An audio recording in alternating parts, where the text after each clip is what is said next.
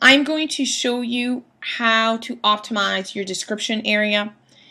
Now, this is one of my channels. What I would do is I basically would go here in under my video manager, and from there I'd be able to select the video I want to optimize after it's been uploaded. So I'm going to use this video here, which is an interview I did with Doug Bench, and I'm going to show you the anatomy of your description box. So the first thing that you'll notice here is I have a URL. And my URL is a full URL, so it has the http // Now I could have the www should I say the www but it really, is the same if I do it with or without. The first important thing is to have this URL. In this case, I'm going deep in my channel because I'm not using the surface URL, which is the main URL. I'm going inside the site and I'm using a URL that's really a sub page of the website, which is fantastic because instead of having all of my backlinks from YouTube pointing to the main site, which is this extension here, I actually am going deeper into the site, and every new video that I upload on YouTube, we link directly to that page on the website. So this is one trick that I would definitely recommend that you use. So if you're posting this YouTube video that you just created on your site or on your blog specifically, there's a page that's going to be very unique, then that's what you want to copy. Then I have here a description.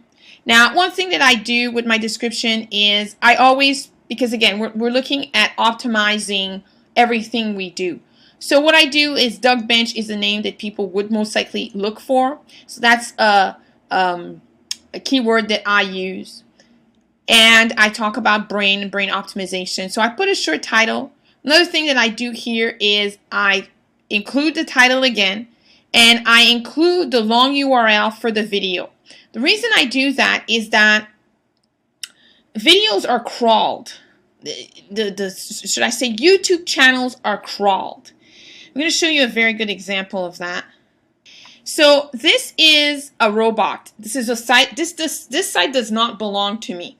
However, this site has a search engine, or a spider, should I say, and it's a search engine at the same time. It has spiders that went out and crawled my YouTube channel for the keyword Mindy McKnight. So on one of my channels, I've interviewed Mindy McKnight. I've done 2 interviews with her, and they picked up on her name, and they picked up right here again. So because of that, which was really great, I was able, right here, I was able to get my videos on that channel. So when you have spiders that are crawling, this is a really important one to have. This is just a little trick. Now, I also have keywords, and I'm going to talk about keywords more in detail in another tutorial. But what I also include in my description box are keywords. Again, this is just a question of being found. So that's how I optimize my description. Now, one thing that you also want to do is you want to make sure that you select the proper category, and that you also make sure that your tags are that you have the right tags, and you have also a good number of tags. So in another video, I will tackle category and I will tackle the tags. And again, the important part of this lesson here is to make sure that you never leave your description box empty. It will take time, but make sure you fill that description box, and make sure that you always start with your URL to a website. If you can give an extended URL, which means that you go deeper into the site, that's even better. And definitely don't forget to copy the URL of the video. So the way you would do this is, there are a couple ways. You can click view video on page. So you can click here, and that will allow you to leave this page, and you can select the URL right at the top here.